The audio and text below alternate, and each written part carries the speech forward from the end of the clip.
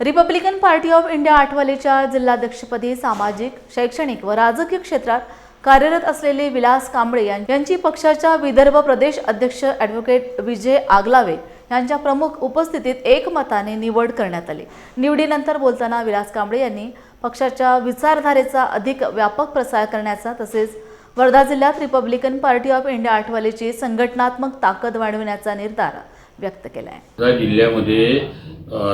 जी काही पोकळी निर्माण झाली होती, म्हणजे जो गट थोडा कमजोर झाला होता, त्या गट एकत्रित करण्यासाठी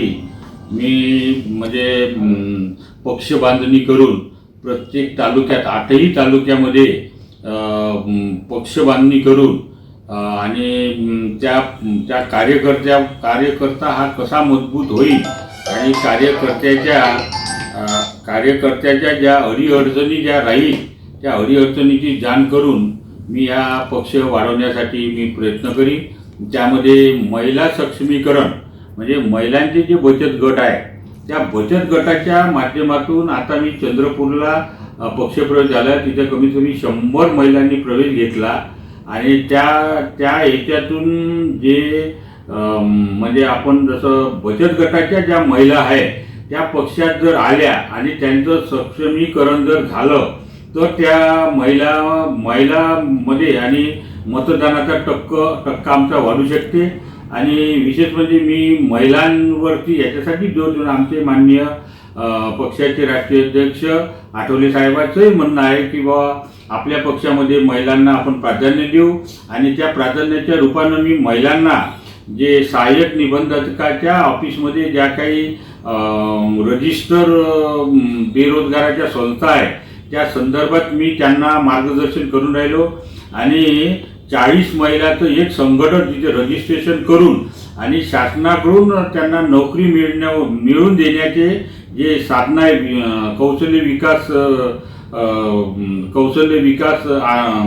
आपला म्हणजे आपला महामंडळाकडून, तर ते मी प्रयत्न करून महिला सक्षमीकरणाचा प्रश्न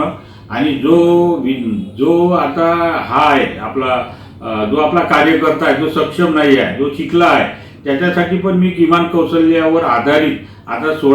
2 ते 10 तारखेपर्यंत जागतिक कौशल्य दिवस आहे, त्या माध्यमातून मी त्या प्रोग्राम घेऊन म्हणजे जे आमचे कार्यकर्त्यांचे मुलं आहेत त्यांना नोकरीच्या समान संधी कशी मिळेल आणि त्यांचं कसं पुनर्वसन होईल आणि त्यांना कसं नोकरीची संधी मिळेल याकडे मी विशेष लक्ष देईन, जेणेकरून समजा पक्ष वाढवण्यासाठी त्याची जर का मी आर्थिक परिस्थिती जर सुधारली नोकरीच्या माध्यमातून त्या कार्यकर्त्याच्या मुलाची त्याच्या शिक्षणावर विशेष लक्ष देईन,